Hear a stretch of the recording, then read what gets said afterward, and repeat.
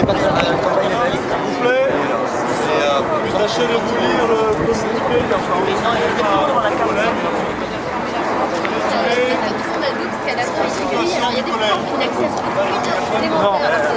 Donc il va falloir être attentif. En moyenne horaire du département. Ceci signifie que le nombre d'élèves ne cesse d'augmenter alors que les moyens en heure poste diminuent. L'établissement prévu pour 600 élèves maximum dépasse ce seuil depuis 5 ans et accueille 639 élèves cette année. Dans le même temps, le nombre d'adultes présents dans le collège a diminué avec une réduction des enseignants à temps complet sur l'établissement et une réduction du nombre de surveillants. Cette réduction progressive et peu visible des moyens depuis toutes ces années aboutit actuellement à une dégradation des conditions de travail des élèves et de l'ensemble de la communauté éducative. Ceci se traduit par des incivilités de plus en plus fréquentes, des bousculades dans des couloirs surchargés et trop étroits, la difficulté croissante de prendre en charge les élèves les plus fragiles. L'annonce de la nouvelle DGH qui réduit encore les moyens alloués à l'établissement a enfin provoqué une véritable prise de conscience de l'urgence de la situation. Cette DGH prévoit la suppression de 4 heures et la perte de 12h50 d'heures profit d'heures supplémentaires. L'établissement devrait accueillir l'année prochaine 646 élèves. Les conséquences sont les suivantes pour la rentrée à venir. Impossibilité pour les élèves de 5e ou 4e de travailler en demi-groupe en SVT.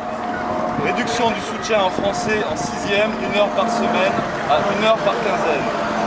Complément de service pour 2 enseignants sur d'autres établissements. Suppression du poste de stagiaire en français transformé en heures supplémentaires.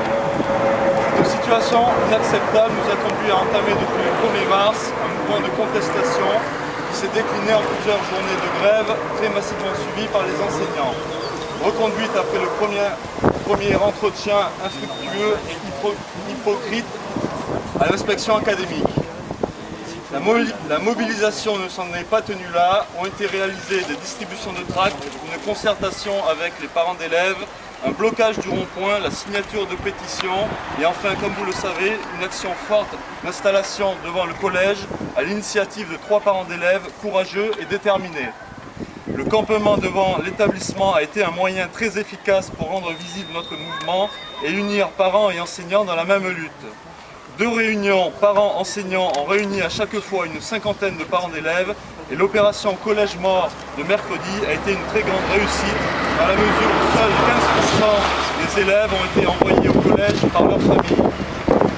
Le rassemblement d'aujourd'hui a 2 vocations. Le premier objectif est d'envoyer un message clair à l'IA. La lutte que l'on mène à l'ESTAC est une lutte juste, celle de l'éducation pour tous. Et celle-ci est appuyée et soutenue par d'autres établissements mobilisés.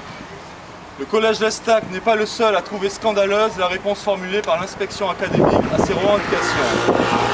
Aucun argument solide avancé par l'administration et les responsabilités ont été reportés sur l'incompétence des enseignants et le manque de conscience des familles. Le représentant de l'IA est allé jusqu'à rappeler la politique répressive du gouvernement constituée par la suppression des allocations familiales aux familles d'enfants absentéistes. Nous refusons de fermer les yeux sur cette politique ignoble de casse de l'éducation nationale au service d'une idéologie ségrégative, dont les effets les plus désastreux s'observent aujourd'hui dans les zones sensibles et ici, dans les quartiers nord de Marseille. Le second objectif de ce rassemblement est celui de fédérer l'ensemble des établissements en lutte. Le combat ne peut se mener seul et il n'aura pas lieu si chacun attend la mobilisation des autres. La mobilisation massive doit se construire et se nourrir des initiatives lancées dans chaque établissement. La forme de lutte choisie à l'ESTAC avec le campement ne suffit pas et nous devons trouver ensemble comment agir ponctuellement. Nous devons trouver ensemble comment agir autant ponctuellement que dans la durée. C'est pourquoi nous invitons ce soir l'ensemble des collègues et parents mobilisés à venir nous rencontrer lors du démontage des tentes à 18h30. Ce rendez-vous sera l'occasion de réfléchir à la poursuite et à l'intensification du mouvement à l'échelle du bassin nord et de l'académie.